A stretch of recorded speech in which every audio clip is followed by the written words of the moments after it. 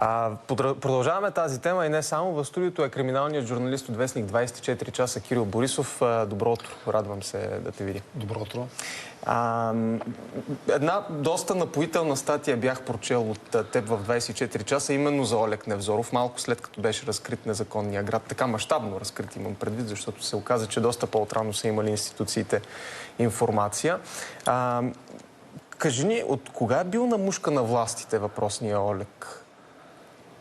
На мушка на властите е бил евентуално от лятото на миналата година. По това време. Защото тогава по него работи ДАНС. Гонят го, експулсират го с забрана да влиза в страната, като особено опасен за националната сигурност. Заподозрян за трафик на хора и на наркотици, вероятно за пране на пари. Да, ето това е любопитен детайл, който прочетох точно от твоята статия. Не се споменава така публично сякаш това с трафика за хора и наркотици. Това е от един протокол на заседание на административния съд. Дело, по което друг експулсиран, Джони Читадзе, обжалва тази заповед на председателя на ДАНС Дено Денев. И там адвоката му прави сравнение. Защо моят клиент трябва да бъде експулсиран, като другия украинеца се занимава с наркотици, с трафик на хора. Оттам го знам. Не е нещо тайно, което да бъде разкрито сега своевременно. Да. Въпросният Джони Читадзе, който беше споменаван вече, включително от Възраждане в студиото ни гостува Костадин Костадинов. Той какъв е? По какъв начин са свързани те, грузинец с украинец? Групата около Олег Невзоров има много контакти не само с грузинци, ами с граждани на Руската федерация, с арменци и с много хора от държави на бившия Съветски съюз. И основната им дейност тук е да строят. Знаете, че в Украйна е доста рисково в момента да се строи. Така че те търсят други пазари. Ориентират се към Румъния, където групировката КУП строи хотел до летището. Но още не е завършен. Но най-много обекти имат около Варна. Някои са завършени, други са в процес на строеж, трети са разкрити като незаконни. Това означава ли, ето ти казваш връзки на високо ниво в бившия Съветски съюз, означава ли, че има връзки на доста високо ниво и тук в България, за да има толкова много строежи около Варна? Няма как да се случи такъв мащабен строеж без контакти на най-високо ниво. Всички вече разбрахме, че е имал контакт с украинското посолство. Посланничката, след като беше разкрит този незаконен град, тя излезе с една публикация в социалните мрежи, където едва ли не обвини българските власти и говоренето в обществото, че е отрицателно спрямо украинския народ, което не е така.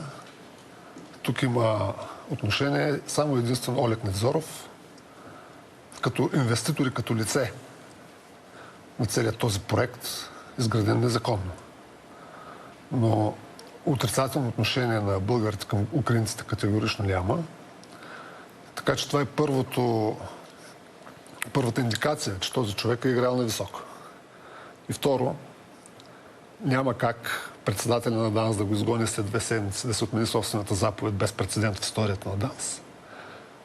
Без контакти по също най-високо ниво в българска политическа елит. Да, това е много любопитен детайл. Ето ти казваш за прецедент. Да.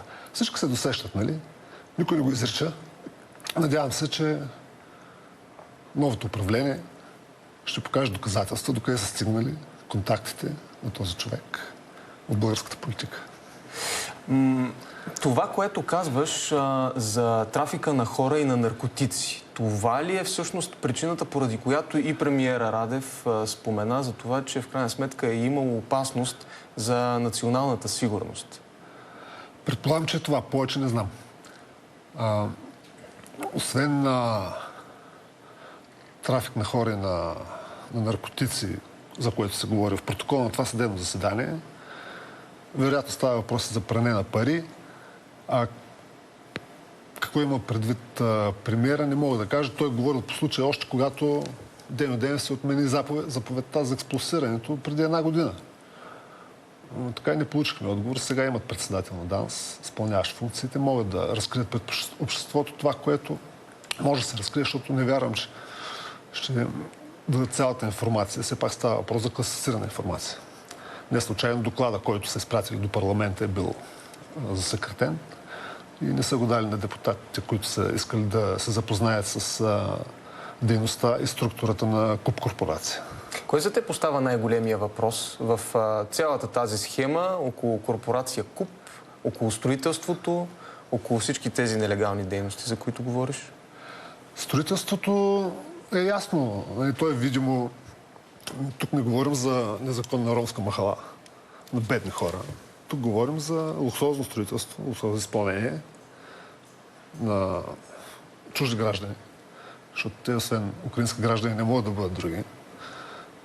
И подробностите вече, коя институция е ходила, коя институция е подавала сигнали, това са дребни детайли. Най-важният въпрос е защо Олег Невзоров е бил обявен за опасен за националната сигурност и най-вече защо заповедта е отменена. Как така за 2 седмици вече не е опасен за националната сигурност. Това е най-големият въпрос. Да. Обвързването е с кмета Благомир Коцев, който беше към онзи момент арестуван и се твърди, че е бил защитен свидетел. Има такава хипотеза, че Олег Невзоров е бил избран за удобен свидетел и чрез услугата, нали, в кавички, да се отмени заповедта за експулсирането му, е бил посъветван да даде показания като анонимен свидетел. Какви са неговите показания, предстои да видим, защото делото ще тръгне някога в съда по същество. Но тук категорично има връзка и аз съм на мнение, че всички тези неприятности за Коцев, които ми се случиха, са точно заради строителството на този незаконен град. Другият въпрос е, че той също е знаел. И е трябвало да предупреди обществеността много по-рано. Да, но още въпроси изплуват.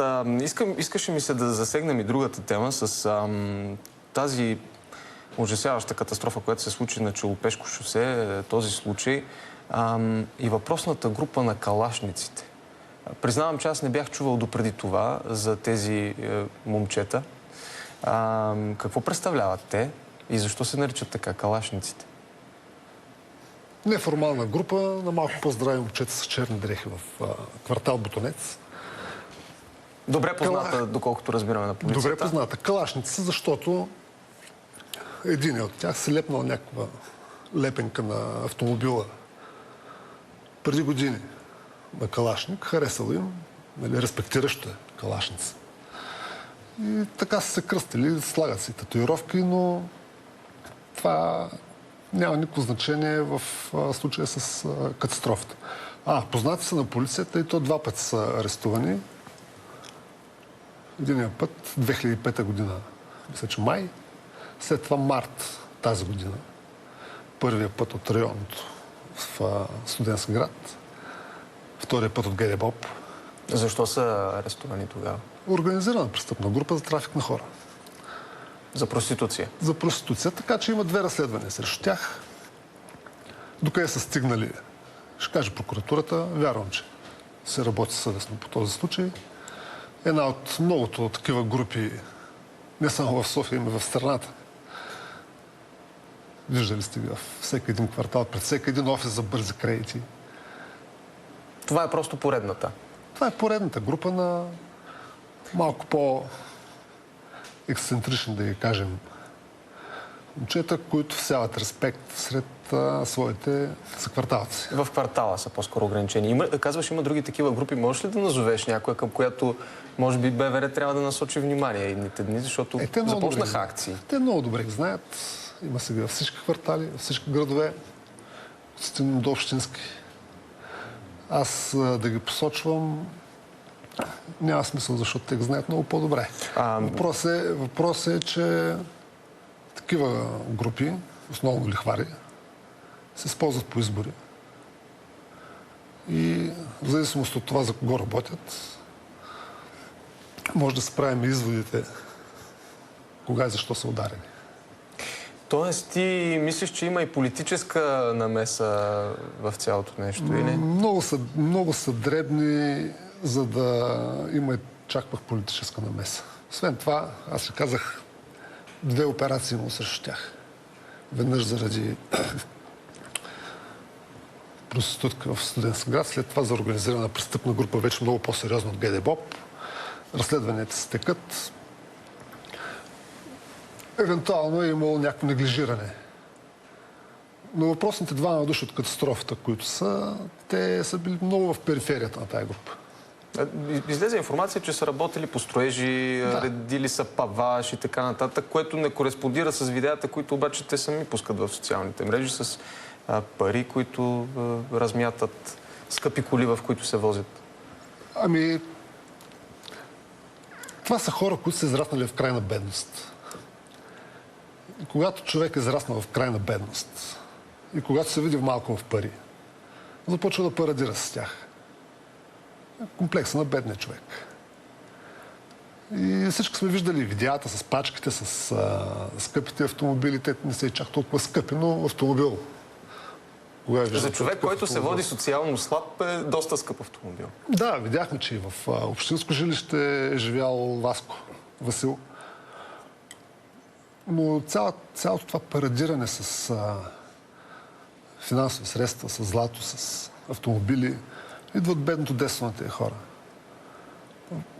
Сега тук въпросът е дали властите ще докажат престъпна дейност и доходи, които нямат произход официален.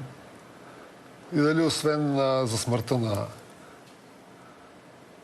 2 индийци, на техните приятели от автомобилите, ще бъдат подведени под отговорност за укриване на доходи. Укриване на доходи, но и една друга схема, може би с това трябва да приключим, незаконни книжки или поне такива изкарани в чужбина. В техния случай в Чехия, но си спомняме и други ситуации, в които от Швейцария са си вадили подобен начин, катастрофирали. Има ли ясни канали за това как се осигуряват тези книжки от чужбина? Има посредници. С посредник се плаща огромна сума. Той се свързва с... 4000-5000 евро беше казал Тенчо Тенев през седмицата. 4-5 хиляди евро струва там. Но то се отчита и на посредника, който прави цялата връзка. Сега Васко и Траян от Ботунец нямат връзка с схемата в Чехия. Всичко им се подготвя, те се плащат, всичко им се подготвя. Листовките им са попълнени. Всички документи, че трябва да са пребивавали на територията на съответната държава, са подготвени предварително, защото все пак услугата е скъпа. Отиват на изпит, защото не може да не отидат. Вземат го. Незнайно как. Това са хора, които не могат да пишат и да четат на български език. Вземат си изпита. А те трябва на чешки. На чешки език. Тук само това трябва да светне лампата, как е взет този изпит. По-рано работеше схемата с фалшивите дипломи, защото те повечето са неграмотни. Нямат диплом за начално дори образование основно, а трябва да имаш 10-ти клас, тук със вземеш книжка. Купуваха се дипломи, с тези фалшиви дипломи се явяваха на изпити за шофьори. Тая схема малко пресъхна, намериха друга. То не е само в България, то е в много държави. Очевидно в Чехия, казваше схемата, но тези посредници в България, в органите на МВР ли се крият? Не. Не са в органите на МВР. Предполагам, че органите на МВР ги знаят кои са или вече са запознати с това кои са и работят по тях. Ами, ще разберем. Надяваме се да разберем. Изключително много ти благодаря за това гостуване и за любопитните данни, които разказа на нашите зрители. Кирил Борисов, криминален репортер на 24 часа, беше в нашото студио. Благодаря ти още веднъж. Благодаря.